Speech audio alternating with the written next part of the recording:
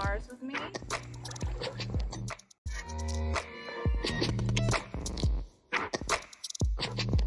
Savages, join me at the House of Cruz, where Mars Blac performed one of his famous booty inspections and then showered me with gifts.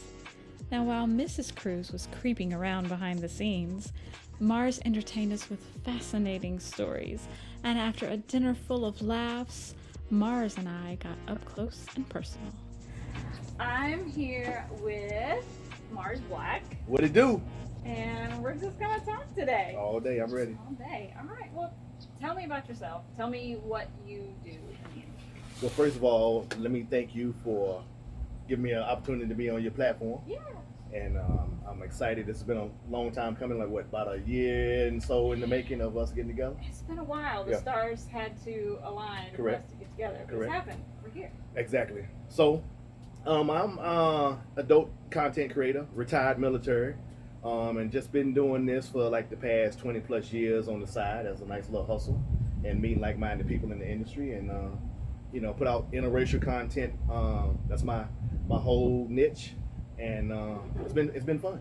Yeah, that's a long time in the industry right. too. 2005, the Dick made his appearance on the website. So, So tell me about your experience as a male in the industry, especially over such a long period of time, and maybe even in that niche of interracial. What kind of struggles have you had, or? Oh, yeah. Okay, that's struggles is a key word right there.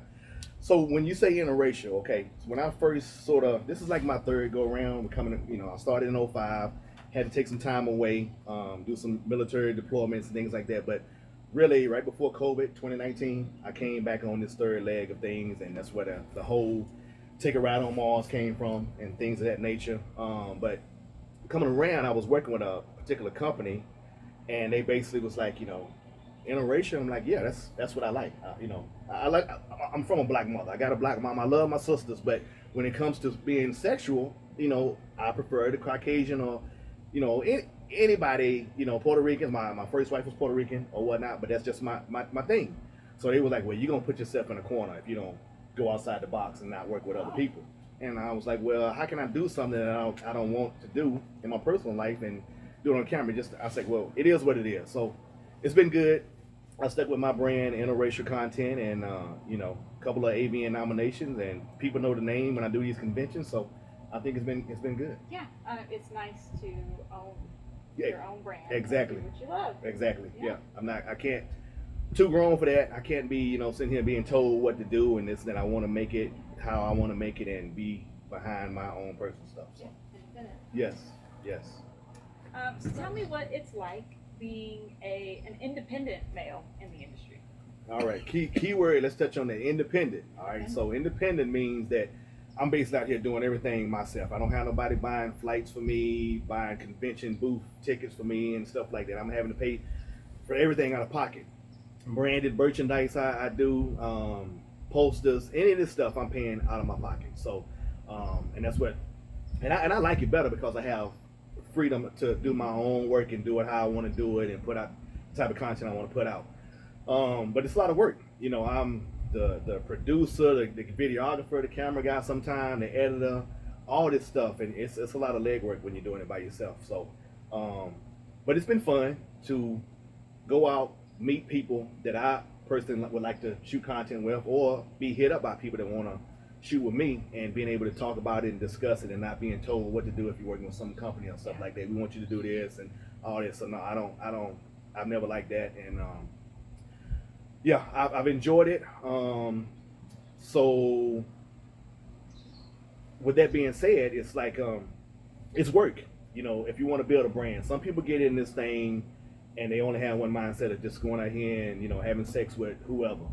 They don't have a mindset behind, what do I want to accomplish? Do I want to shoot for some awards? Do I want to be financially, get some money from this whole thing? Mm-hmm. They just got the mindset, oh, I can have sex with such and such, and that's it. And those are the ones that I say right now, people need to stay away from, male or female, because they're not about nothing. That's when you have a whole lot of issues, So I would advise to look for legitimate, independent people or the companies. There's companies out here that work with people, but if you work with somebody independent, look at their work. Look at the quality of material they're putting out. Are they tagging their collaborators? Are they constantly posting, or is it just swinging something on TV or on the social media platforms? But yeah, just pay attention, do your research beforehand when you're working with somebody independently, and just check out their branding and ask questions. Again, communication.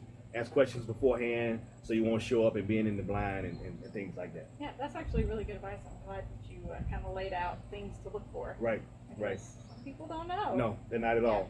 And that puts a bad taste in a lot of these females. A lot of females coming on board, first shoots, and if they work with the wrong guy the first out the gate, they're gonna have a bad taste in the mouth, or they may be done right after that. So, anybody that works for me, I love working with first timers myself personally, and just showing them the right way. And I think my track record speaks well for them. So. And that goes both ways. Right. So you have an interesting relationship set up. Right. And I'm interested to hear about it. Okay. And I bet other people are too. All right. Tell me. Let's start with just maybe how your relationship is structured, and then I'd also like to know how you make relationships work within the adult industry, like you being in the adult industry. All right. So I'm married in open marriage, fourth and final marriage. Let me say that, fourth and final. And I'll be the first to admit I'm grown.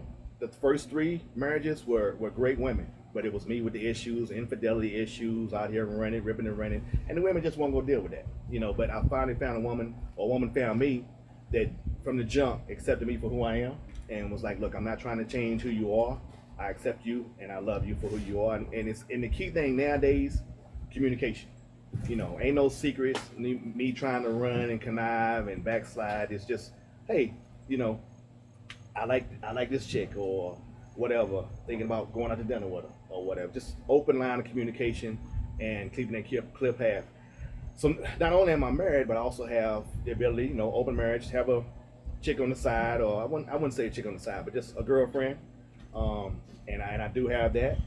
But what I've learned from a previous stint in all this is to keep the two separate. So you're right. I don't talk. The wife doesn't know about what goes on with me and the girlfriend, and vice versa. Because when that happens, sometime down the road, somebody might get upset and then throw up something that happened with me and the girlfriend, or throw up something with the wife. So I keep the two separate entities. Plus, my wife likes to stay in her bubble. She follows me and knows what I do, but she wants to stay. I don't come back from a shoot and like, hey, we did this or whatever. Sometimes she might want to see pictures or whatever, but as soon as she sees some nakedness, there you go. There's your phone back. Like, stays in her. Yeah, don't want the details. Right. Yeah. The girlfriend is also a content creator as well. She doesn't do it primarily. It's a side hustle for her. And we do a lot more swinging. Okay, so we have this rocket. Oh yeah, the rocket. Big rocket behind us. Yeah. Tell me about that. So the rocket came about, I think in 2022. So the main conventions I do are Exoticas. They happens 4 times a year. Chicago, DC, Miami, and Jersey. And you go to all of them? No. I only do Chicago. I've only done Chicago and Jersey. Those have been the biggest ones. Yeah. And that's the most bang for my buck. So my bestie, she's retired now, but Davina Rains 01 on IG, she's retired, but we got a lot of content together. And when I was packing up for the Exotica, I think in 2022, the rocket was my logo. It's my logo. So I had it out in front of my booth, and she was packing it up, and she was like, hey, you might want to start, why don't you have people sign it when you do a shoot with them? And I was like, damn, you're on to something. Yeah. So it started in 2022, but now, we'll do a picture set with whoever I'm collabing with. They sign the rocket and just a little memorabilia for me and, names that go down in history. You never know, somebody might blow up. There's some people on that that's blown up, but, so that's the thing behind that. And the Mars, the name, let me just touch on the name. So the name is part of my real name. I'm not gonna get my real name out, but you had that on later. Yeah, you get to rock that later.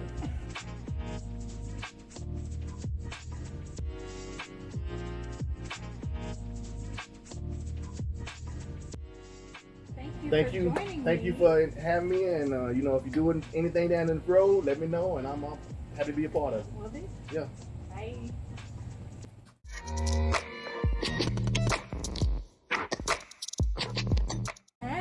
claps. Because that way I can edit easier. You ain't hurting for no pussy. So don't act like, you're hurting for something. So it's cool. People coming to the industry and just basically trying to get the dick wet. So what do the chicks do? They go take a shower. 30 minutes later, the chick done walked around. Oh, her feet dirty.